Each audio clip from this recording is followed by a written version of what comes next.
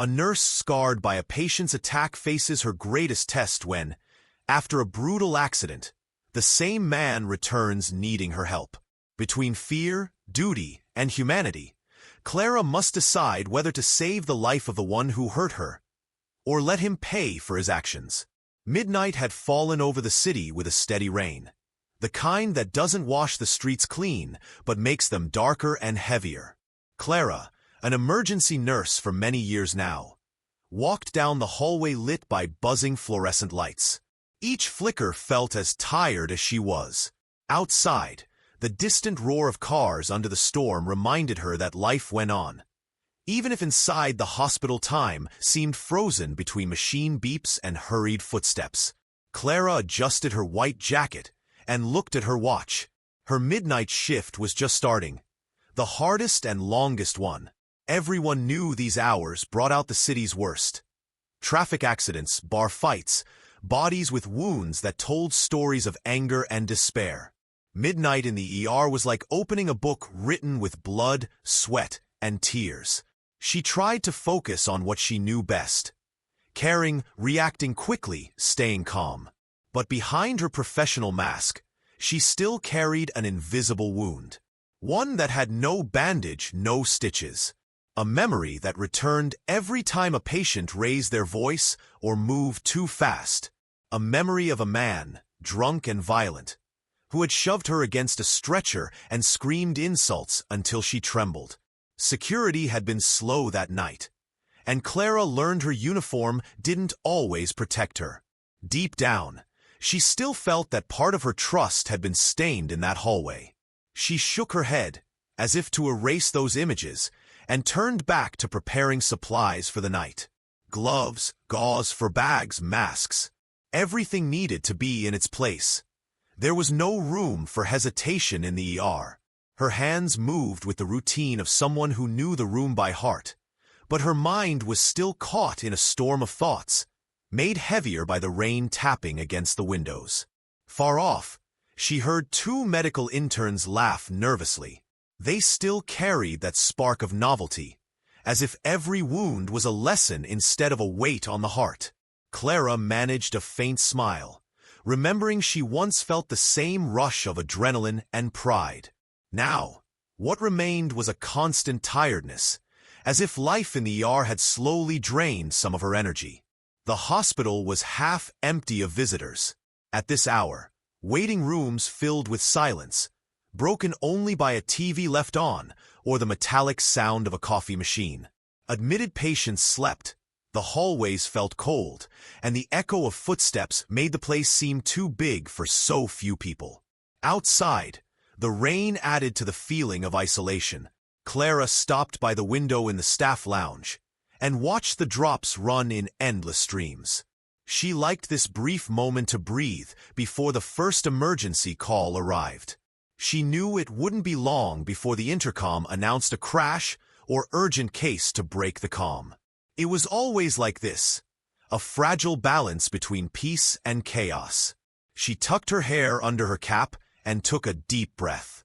She had to be ready, even if her body asked for rest, even if the memory of that attack tried to creep back in. She had chosen to be here. And in the ER, doubts were a luxury she couldn't afford. Midnight kept moving forward, and the hospital, with its flickering lights and air thick with disinfectant, stood ready for anything. Clara knew this well. While the city slept, the hospital truly woke up. Clara had always believed the hospital was a place to heal pain, not to create it. But that night, a few months ago, she learned otherwise. It had been a busy Friday, with stretchers filling the hallways, patients waiting for hours, and families arguing with staff as if time itself was an enemy. Clara had been assigned to the observation room, where the flow of people never stopped. Among the usual cases of fever, bruises, and small wounds, a man staggered in, eyes unfocused and breath heavy with alcohol. At first, she thought it would be like other similar cases. Stabilize him, hydrate him, and wait for the drunkenness to pass. But what seemed routine soon turned into a nightmare. The man began shouting, swearing, slamming his fists against the stretcher. His rough voice echoed down the hallway, drowning out doctor's orders and the sound of machines. Clara tried to approach calmly, as she had done many times before, but he reacted violently. He shoved her against the wall with unexpected force and stared at her with a hatred that pierced her. In that instant, the ER stopped being a safe place. Seconds stretched into eternity. Clara felt the blow on her back and fear rising in her throat. She heard other patients shouting, families complaining, and the delay of security, who never seemed to arrive on time. By the time they finally intervened, the man had already spit on her, insulted her, and left her trembling. Her co-workers surrounded her, some angry, others silent, a silence that hurt even more than the shove. Because under the white uniform, something had been exposed that nobody wanted to admit. Even inside the hospital, they could also be victims. The aggression didn't end that night. The real blow came later, in the endless paperwork. Clara had to fill out forms, explain again and again what happened, and face questions that sounded more like doubts about her actions than concern for her safety. Are you sure you didn't provoke him? Couldn't you have kept more distance? Was it really that serious? Every word was another nail in the wound. There was no psychological follow-up, no new security measures. The case was filed as a minor incident. For the administration, it was just another line in a report nobody would read carefully. For Clara, it was a scar. Since then, every time a patient raised their voice, her body reacted before her mind. Her heart raced, her hands sweated, her breathing quickened. She learned to hide it behind the mask of professionalism, because in the ER there was no room to show weakness. But inside, the fear stayed alive, tucked beneath her uniform, like a shadow that refused to disappear. And even if she tried to bury it in routine, she knew that night had changed her forever.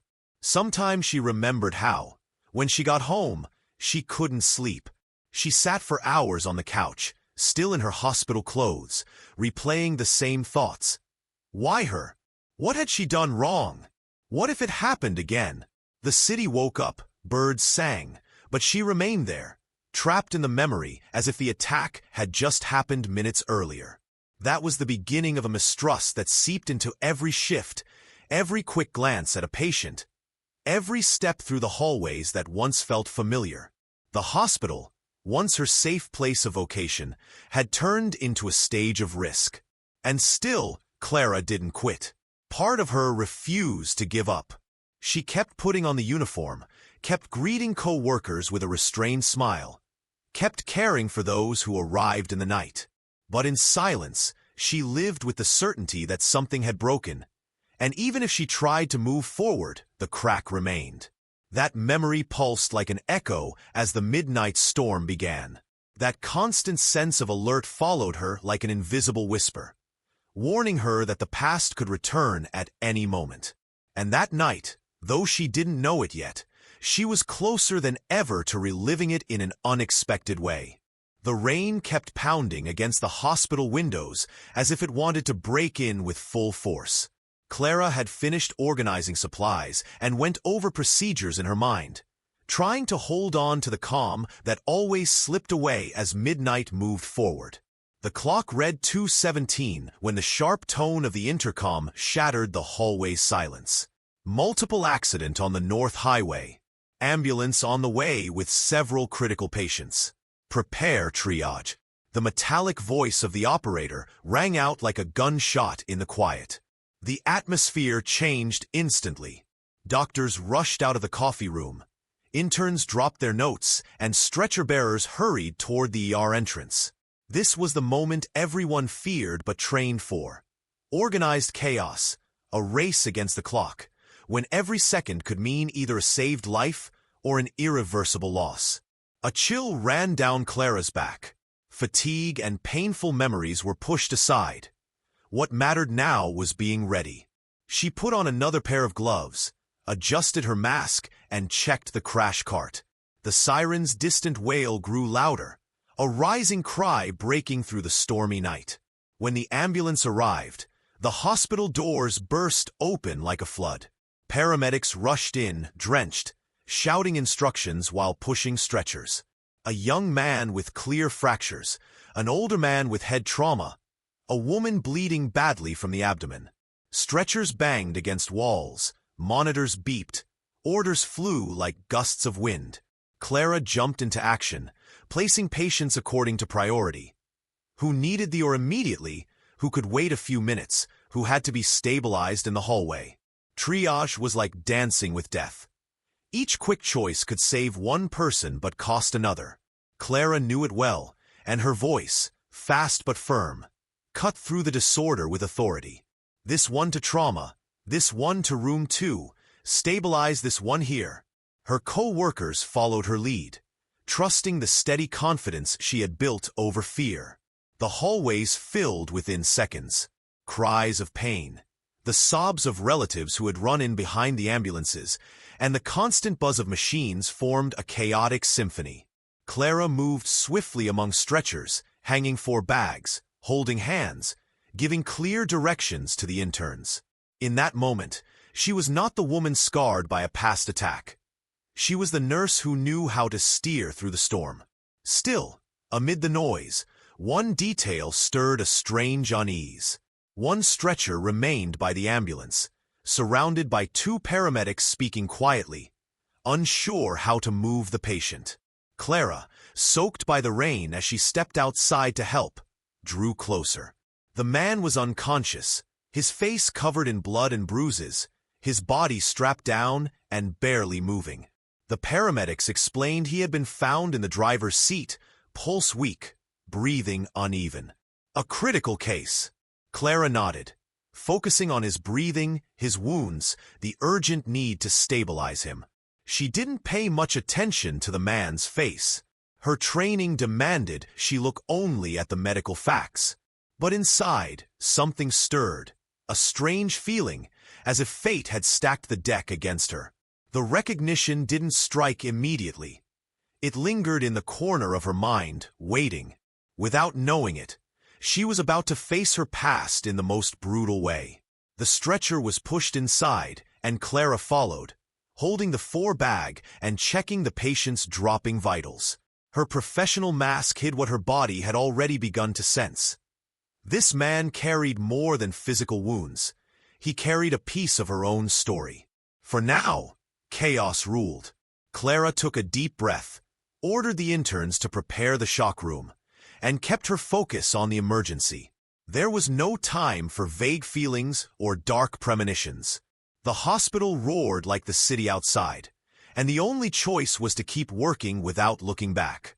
If this story has you hooked, don't forget to subscribe to the channel, turn on the bell so you won't miss the next chapters, and leave a like. Your support helps us keep creating more stories like this. Now then, let's continue. The shock room was lit with a cold brightness that clashed with the storm outside. Clara adjusted the surgical lamps, checked the monitor, and prepared to receive the most critical patient of the night. The air was thick with tension. Interns whispered instructions, paramedics reported in rushed voices, and the smell of disinfectant mixed with blood. It was the usual scene of a severe emergency, but for Clara, something was different. Something heavy beat in her chest with an uneven rhythm. The man was placed on the stretcher with clumsy but urgent movements. His face was covered in cuts and bruises swollen from the crash. His jaw was shifted, one eye swollen shut, blood staining his unkempt beard. Clara stepped forward with the calm of a professional hiding her emotions. She checked his blood pressure, felt his weak pulse, and watched his vital signs dropping dangerously. And then it happened. Through the mess of wounds and chaos, a familiar detail surfaced. The curve of his mouth, even twisted by the blow. The way his furrowed brows still carried a look of disdain, even unconscious. It was like a bolt of lightning cutting through the room. Clara recognized him instantly. That face was no stranger. It was the same man who months earlier had insulted her, shoved her, and left her scarred with fear. The air grew heavy. Memory pulled her back to that night when he spat at her, when his words still burned in her head. And now, that same man lay there, fragile, his life hanging by a thread. The paradox was cruel. The choice to save him rested in her hands. Clara felt her stomach drop. The voices around her faded, as if the room had vanished. One impossible question echoed in her mind. Did he deserve to be saved? Her human instinct, the memory of her pain, screamed to let him go, to let fate serve justice. But her professional ethics, built through years of vocation, demanded something else. Treat him like any other patient, no matter the past. Seconds slipped away. The monitor beeped unevenly, warning that time was running out. The interns waited for orders. Clara knew exactly what had to be done. A quick maneuver to clear his airway, stabilize his pressure, prepare intubation. She was the only one with the skill to do it right then. But her hands hesitated. For the first time in years of practice, the memory of the assault crashed over her. She felt the shove against the wall again, the humiliation of his insults, the cold weight of the administration's indifference. For a heartbeat, the temptation was overwhelming. Just stand still, let time finish him. Nobody would ever know. It would be as simple as not acting. But then she saw the eyes of an intern, a young student at the start of his career, waiting to learn from her. She saw the quiet trust of her colleagues, depending on her strength. And she understood that any choice she made would leave a mark. If she let him die, she would not only carry the memory of being a victim, but also the guilt of becoming someone she never wanted to be. She swallowed hard, took a deep breath, and steadied her hands. Stepping forward, she gave firm orders and began the procedure. Air filled his lungs again, his blood pressure slowly rose, and the monitor showed a stronger pulse. Clara worked with precision, but inside, every movement was a war against her own resentment. The silence broke with the steady beep of recovered vital signs. The man stayed unconscious, unaware of the trial he had just put her through. Clara turned her gaze away, breath uneven, sweat dripping from her forehead. She had done it. She had saved him. But the question lingered. Why? For him, for ethics, for others, or just to avoid carrying the shadow of letting him die. As the team wheeled him towards surgery, Clara stayed alone for a moment in the room. Her legs felt weak beneath her. She knew the night was far from over, and that the wound from her past had just been torn open again, more alive than ever. The patient was moved to a better-equipped room to continue the intervention. The operating theater was busy, and waiting could mean the difference between life and death. The team looked at Clara with expectation. She was the only one who knew the immediate procedure that could keep him alive until the on-call surgeon arrived. It was a complex procedure, one that demanded calm, precision, and experience, but Clara had done it successfully before. The man lay motionless, unconscious, breathing shallowly thanks to the initial intubation. His blood pressure was dropping again, his skin growing paler, and the numbers on the monitor sank as if dragging down the choice Clara could no longer avoid. Every beep, every red number was a reminder that there was no time for doubt. But inside her, doubt roared. Her instinct, fueled by the memory of the assault, told her to let him go. One mistake, one intentional delay, and his life would fade in minutes. No one would suspect. It would all be written down as a consequence of the accident. The memory of that shove, of those hateful words, seemed to cry out for justice in silence. At the same time, her ethics, the voice that had guided her career from the start, reminded her who she was. She was not judge or executioner. She had chosen to be a nurse because she believed in care, in relief, in giving chances. If she gave in to temptation, what would she become? Could she look at herself in the mirror again? Could she put on her uniform without feeling she had betrayed its meaning? The interns waited for her orders. One of them asked quietly, "Doctor, Do we try? She didn't answer right away. She looked at the man's hands, cut and dirty, and remembered the same hands shoving her against the wall months ago. She closed her eyes for a moment. Time seemed to freeze. Finally she spoke. Prepare him. I'll do it. The procedure began. Clara gave clear instructions. Insert the needle, prepare the medication, hold the instruments. Her movements were steady, though inside each step was a battle. It felt like two forces pulled at her. The anger that wanted to see him gone, and the professional compassion that kept her holding on to him. As the minutes passed, the monitor began to show small improvements. His blood pressure rose slowly. His breathing grew more regular. The interns watched her with admiration, as if witnessing a lesson no book could ever teach. Clara, however, only felt the weight of a dilemma no one else could understand. In a brief moment of calm, one of the attending doctors, relieved at the stable signs, said firmly, "Good work, Clara. You saved him." Clara nodded but didn't answer. Inside, the victory tasted bitter. She didn't feel she had saved him for his sake, but for her own, for not becoming what she feared. She had chosen ethics over instinct, yet the wound still throbbed. When it was over, Clara stepped back and leaned against the wall. The sound of the monitor, marking a stable pulse, reminded her of what she had done. She herself had held on to the life of the man who had once scarred her with violence. Now there was no turning back.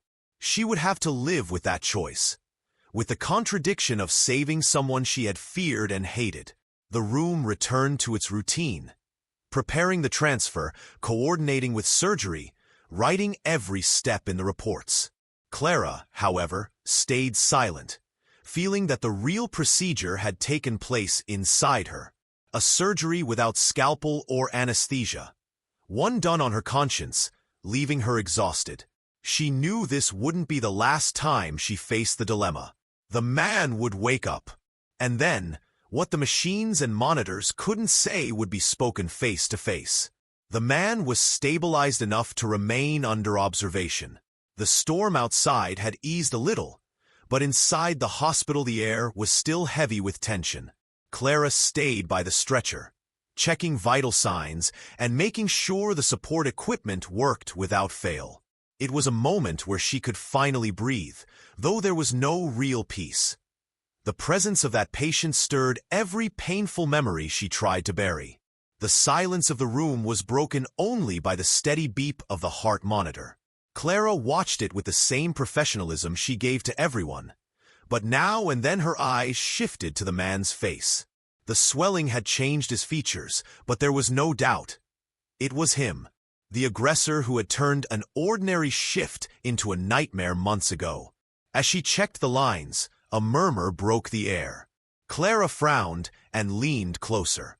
The voice was barely audible, a broken sound between clenched teeth and weak breaths. Sorry," the man whispered. Clara froze. Had she heard right? She wasn't sure if it was just delirium from pain and medication, or if he had truly spoken those words. Her heart quickened, not from fear, but from the shock of hearing something she never thought would come. The man tried again, with more effort. "Forgive me, I shouldn't have." The phrase trailed off, drowned by coughing and exhaustion. Clara gave no reply. Her face stayed neutral, protected by the mask of professionalism she had built over years. She couldn't afford to falter in front of the interns or let her past poison the present. She kept working, adjusting the four, carefully cleaning the wounds, checking his oxygen levels. Each movement was technical, precise, necessary. Yet inside, she felt a crack opening. Not a crack of weakness, but of humanity. That broken apology, even if unconscious, had pierced the armor of anger and fear she had carried for months. It did not mean forgiveness. It did not mean forgetting. The damage was done, and no words could erase it. But hearing him vulnerable, reduced to whispers and dependent on the very person he had once despised, revealed an uncomfortable truth. He too was human, with flaws, failures, and perhaps a small trace of regret. Clara breathed deeply. She held steady, reminding herself who she was and why she was there. She was not there to judge, nor to take revenge. Her role was to sustain life, even when that life belonged to someone who had once taken part of hers away. That was the hardest, quietest battle. To resist the urge to reject him and instead respond with professional dignity. The interns watched her. One of them, moved by the patient's effort, whispered, "I think he tried to apologize." Clara said nothing. She simply wrote in the medical record. Patient conscious, murmurs words, moderate stability. Her hands did not tremble. She had learned to place distance between emotion and action. But deep inside, she knew that distance was not indifference. It was choice. She chose to act without hate, to hold on to the humanity she had fought so hard not to lose. When she finished the care, she covered him with a sheet and adjusted the bed rails. She allowed herself one last look at his battered face. She no longer saw the monster burned into her memory, but a broken man, dependent, fragile. And though it erased nothing, it let her feel she was stronger. Not because he had asked forgiveness, but because she had not let resentment decide for her. The monitor beeped a steady rhythm. Clara walked away slowly, firmly, as if she had just closed a chapter within herself. She didn't know what would happen when he fully woke. Whether he would return to the same violent man, or if those words were the start of real change. But one thing was certain. The crack of humanity had already opened, and within it lived the possibility that pain, even if it never healed, could at least be transformed. The hospital greeted the morning with an air different from midnight. The sun barely broke through gray clouds, and the hallways now smelled of fresh coffee instead of disinfectant. Clara had spent the whole night in constant tension. Now, with her shift nearly over, she could feel the weight of every decision, every life she had held together. The patient, the same man who had attacked her months ago, had survived. The on-call doctors confirmed that Clara's intervention had been decisive in stabilizing him before surgery. Without her experience and her choice to act at the critical moment, he likely wouldn't be alive. That truth echoed in her mind like something unreal. He's alive because of you. For hours she avoided the room where he lay sedated under observation. She didn't want to see him, didn't want to hear his machine-driven breaths. She felt that if she did, all the control she had built would shatter. But eventually, the hospital routine forced her to face the room again. She walked in firmly, holding the chart and the medication she had to give. The man was calmer. His wounds had been treated. His skin still showed bruises and cuts, but his life no longer hung by such a thin thread. Clara thought he would still be unconscious. Instead, he slowly opened his eyes and looked at her. It was a brief glance, confused and weary. There were no shouts, no insults, just a heavy silence that filled the room. She kept to protocol, checked his vitals, adjusted the four, noted the data. Just as she was about to leave, she heard his rough, broken voice. "Sorry." Clara froze. She didn't turn right away. She wanted to be sure she'd heard correctly. "I shouldn't have that night," he forced out. "I was lost." "No excuse. I'm sorry." The nurse closed her eyes for a moment. His words pierced like needles. They couldn't erase what had happened, nor heal the scars fear had left. But they were, at least, an acknowledgement, a crack in the wall of indifference he had shown that night. She didn't answer. It wasn't her place, nor her duty, to grant forgiveness then. She simply nodded slightly, without looking at him, and left the room with steady steps. Outside, she breathed deeply. There was something freeing in hearing those words, even if they didn't change the story. Days later, while the patient was still in recovery, Clara received an envelope addressed to her. She hesitated before opening it. She did so in the staff lounge, her heart pounding. The letter, written in uneven, shaky handwriting, read, "I know I don't deserve your attention, but I want to apologize. That night I treated you with violence and contempt. I don't remember everything because of the alcohol, but I do remember your look of fear. That image has haunted me since. And now, after you saved my life, I feel only shame. I don't know if you can ever forgive me. I just want you to know that I'm sorry." Clara read every word with a mix of disbelief and fatigue. She didn't cry. She didn't smile. She stayed silent. The letter erased nothing, but it didn't leave her the same. It was like a mirror showing how far she had come.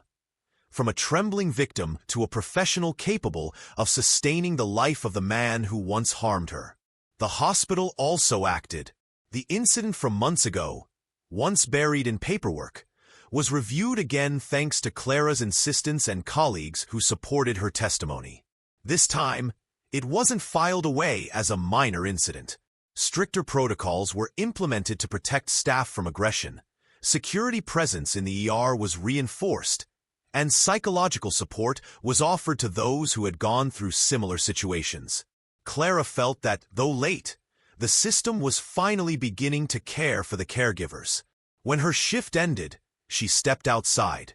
The sky had brightened, and though the air was still damp from rain, it carried a freshness that made her breathe deeper. She walked to the bus stop, her uniform still wrinkled and marked by the night, but with something new inside her.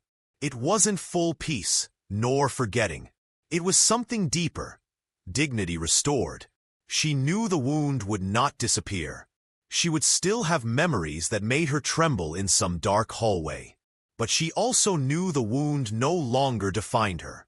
She had chosen to save, chosen ethics when hate would have been easier. And that, deep down, made her stronger. As she waited for the bus, she thought about what had happened. Life had placed her before a cruel mirror, saving the man who had once been her aggressor.